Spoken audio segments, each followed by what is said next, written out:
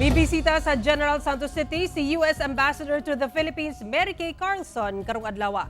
Pipila ka isyu sa Pilipinas, gihisgutan ni ini. Atong saro ng detalye sa live report ni Kent Abrigana. Kent?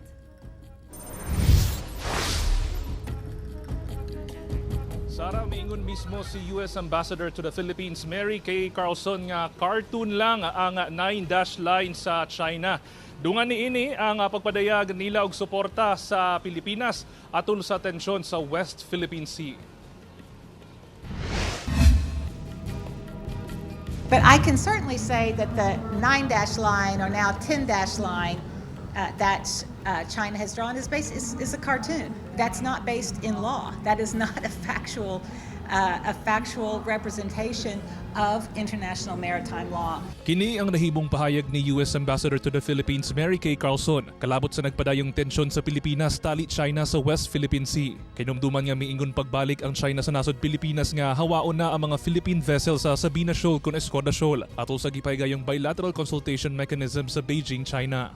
Gani, gingusga ni Carlson nga ana sulod sa exclusive economic zone ang mga Pinoy nga subay sa international law. The United States stands by our partner at the Philippines, our ally, in terms of upholding international law and making sure that Filipinos have rights to the... Atol sa iyang pagbisita sa General Santos City karong adlaw, sumala ni Carlson, nakita niya ang sitwasyon sa mga mananagat sa dakbayan nga daw sama ramatod pa sa mga mananagat sa Escoda Shoal nga nagadepende sab ang panginabuhian sa pagpanagat. When you think, those are also traditional fishing grounds at Escoda and in that part of the Philippines.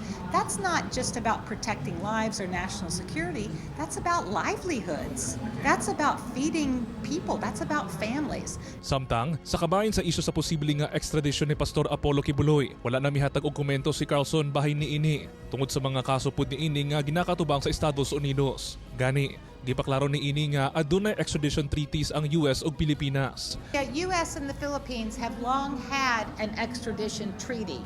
But the legal ramifications of every extradition request are quite complex, which is why it is not in my purview to discuss it. We leave that to the Department of Justice, to our legal authorities between the United States and the Philippines to work out whatever those whatever decisions need to be made to comply with, if it comes to that, the extradition request. Mitambong sab si Carlson sa 33rd Mindanao Business Conference sa General Santos City kaganihang buntag. Sa iyang talumpati, gibida niya ang mga proyekto ug programa nga mo'y makatabang alang sa economic growth sa Mindanao.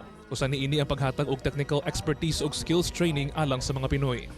And the United States is proud to be a steadfast partner in your economic journey. Sara, kaganiha, gibanabanaang moabot sa kapinkunkulang 700 ka delegates ang mitambong sa 33rd Mindanao Business Conference sa Gensan nga mulungtad hangtod ugma September 13. Sara. Daghang salamat, Kent Abrigana.